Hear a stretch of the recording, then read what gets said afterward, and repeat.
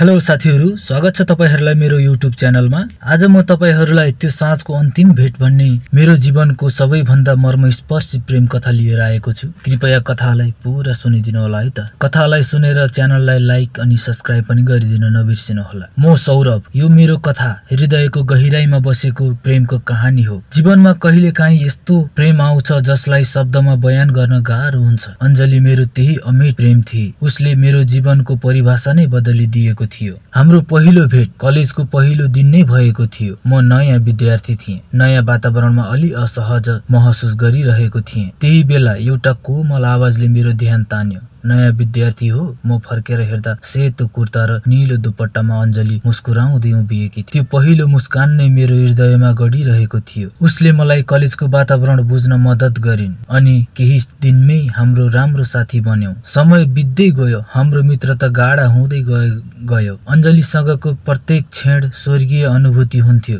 म उनको चञ्चलेपन, सरलता अनि मायालु मुहारमा हराउन थालेँ। मैले महसुस गरेँ कि म उसलाई प्रेम गर्न थालेको थिएँ। एक साँझ हामी कलेजको पुस्तकालयमा थियौं। म उनलाई हेरिरहेको थिएँ। उनले किताबमा आँखा गाडिरहेकी थिइन्। एक्कासी उसले टाउको उठाएर भनिन्, "किन हेरिरहेको छौ?" म हडबडाएँ। "कुनै विशेष कारण छैन," मैले झुट बोलेँ। तर मेरो मनले त्यही दिन मेरो वास्तविक भावनालाई लुकाउन सकेन। केही दिनपछि हिम्मत जुटाएर मैले अञ्जलीलाई भने, "म तिमीलाई मन पराउँछु अञ्जली।" उसले मलाई केही बेर हेरिरही अनि हल्का मुस्काई। "मलाई पनि तिमी मन पर्छौ सौरभ।" त्यो दिन मेरो जीवनकै सबैभन्दा सुन्दर दिन थियो। हाम्रो प्रेम बिस्तारै गहिरिँदै गयो।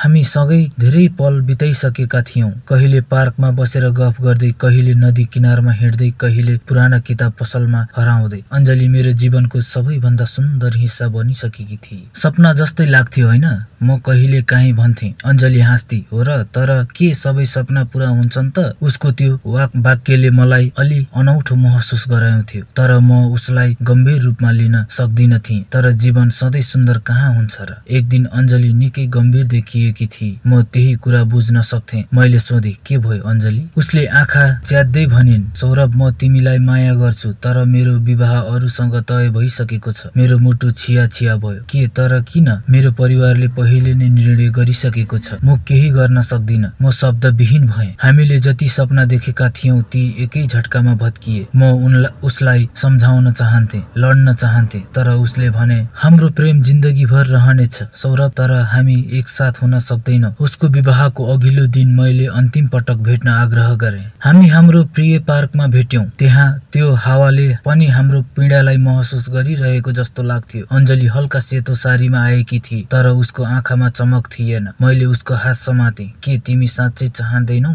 उसले टाउको हल्लाए। "यो मेरो निर्णय होइन, यो मेरो बाध्यता।" म अलमल्ल भएँ। अञ्जलीले हल्का मुस्कानका साथ भनिन्, "तिमी मेरो पहिलो र अन्तिम प्रेम हौ, तर जिन्दगीले तिमीलाई टिटाइदियो।" म केही भन्न सकिन। मेरो आँखा भरिए। हामी केही समय मौन बस्यौं। अन्ततः ऊ उठी, "अब जानुपर्छ सौरभ।" म केही बेर उसको परछाइलाई नै हेरिरहेँ। त्यो मेरो जीवनकै सबैभन्दा कठिन क्षण थियो। समय बित्दै गयो, जीवन अगाडि बढ्यो, तर मेरो मनमा अञ्जलीको सम्झना कहिले मेटिएन। वर्षौंपछि म फेरि हाम्रो पुरानो शहर फर्किएँ। त्यही पुरानो पार्कमा गएँ। बेन्च उस्तै थियो, हावा उस्तै चिसो थियो, तर अञ्जली थिएन। मैले आँखाबाट आँसु झार्दै आकाशतिर हेरेँ। "अञ्जली, म तिमीलाई अझै पनि उस्तै प्रेम गर्छु।" साथीहरु, तपाईलाई मेरो यो कथा कस्तो लाग्यो? कृपया कथा सुनेर च्यानललाई लाइक, सब्स्क्राइब गरिदिनु होला है त। म तपाईहरुको लागि यस्तै कथाहरु लिएर आइरहनेछु।